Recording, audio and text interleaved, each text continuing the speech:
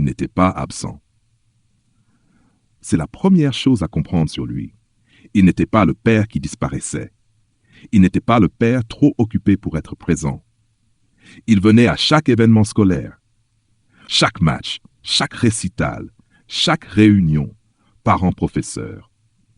Il était présent, bruyamment, visiblement, impossible à ignorer, d'une manière que beaucoup d'autres pères n'étaient pas. Mais ces enfants vous diront, si vous leur posez la question au bon moment, qu'être regardé par leur père n'a jamais été la même chose qu'être vu par lui. Aujourd'hui, nous parlons du père narcissique, sérieux. Pas celui qui est absent, celui qui est présent, celui qui était là pour tout, et dont la présence avait un coût que ses enfants ont mis des décennies à comprendre, parce que ce père est plus difficile à reconnaître. Pas pire, mais différent, et caché. Un bon père est présent. Un bon père pousse ses enfants. Un bon père est fier. Un bon père a des standards. Légère pause. Et ce père coche toutes les cases. Mais entre ses mains, ces choses signifient autre chose. Il s'appelle Roland. 67 ans. 2 enfants, Lucas, 38 ans, Alix, 35 ans. De l'extérieur, il était tout ce qu'un père devrait être. Il a construit une entreprise, il a financé leurs études, il a ouvert des portes. Mais il a aussi dit à Lucas, à 14 ans, après un bon match où il n'avait pas marqué. Presque, ce n'est pas suffisant. Et il a dit à Alix, à 17 ans, après son admission dans une bonne université, les gens sauront toujours que c'était pas la meilleure. Il ne disait pas cela avec cruauté. C'est ce qui rend cela plus difficile à accepter. Il le disait avec conviction, avec croyance, avec ce qu'il comprenait comme de l'amour. La psychologie noire ne demande pas ce qu'il voulait dire. Elle demande ce que cela a créé. Et ce que cela a créé, ce sont 2 adultes qui performent pour un public des personnes qui ne peuvent pas recevoir un compliment sans entendre ce qui manque, qui ne peuvent pas réussir sans imaginer comment cela aurait pu être mieux, qui ne peuvent pas séparer leurs valeurs du score qu'ils leur donnaient silencieusement chaque jour. Cela s'appelle la parentalité trophée. Et c'est très différent de la mère narcissique. La mère narcissique contrôle par l'émotion, culpabilité, retrait d'amour, dépendance émotionnelle. Mais le père narcissique, il contrôle par l'accomplissement. Son amour ne dépend pas de ce que vous ressentez. Il dépend de ce que vous accomplissez.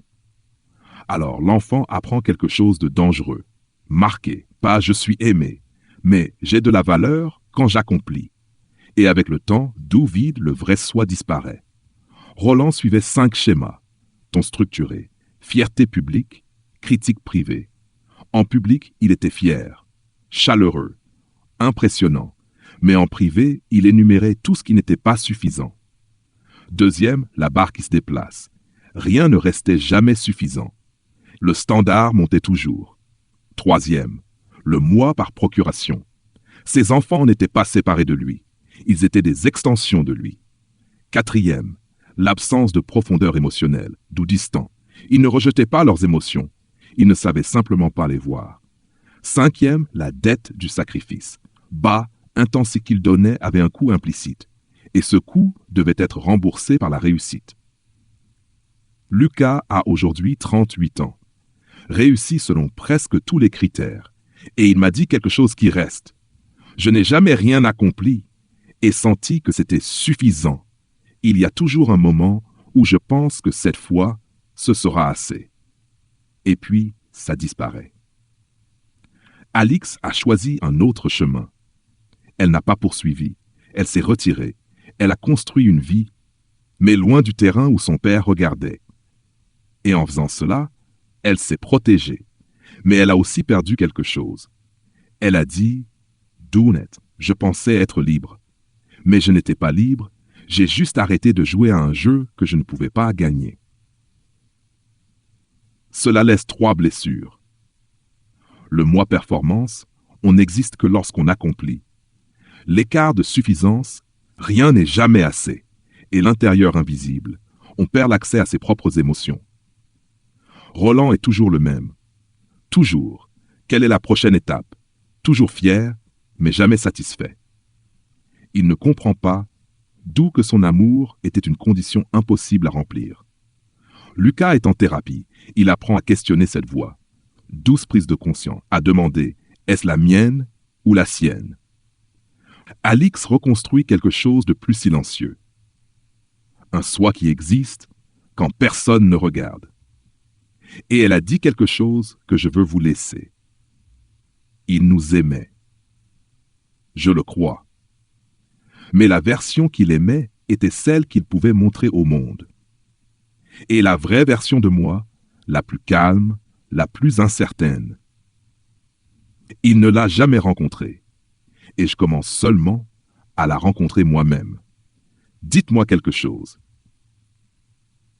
Avez-vous eu un parent dont l'amour était le plus fort quand vous réussissiez? Fier en public, mais complexe en privé? Toujours présent, mais incapable de vraiment vous voir? Dites-le en commentaire. Parce que cette blessure, être aimé pour sa performance et non pour sa personne, ferme, marquant, est l'une des plus communes et des moins nommées. Et la nommer est le début de la guérison. Abonnez-vous pour la série 2. La semaine prochaine, légère intrigue, ils étaient jumeaux. L'un a été choisi, l'autre non. Un temps, la version la plus extrême de la blessure de comparaison. À très bientôt.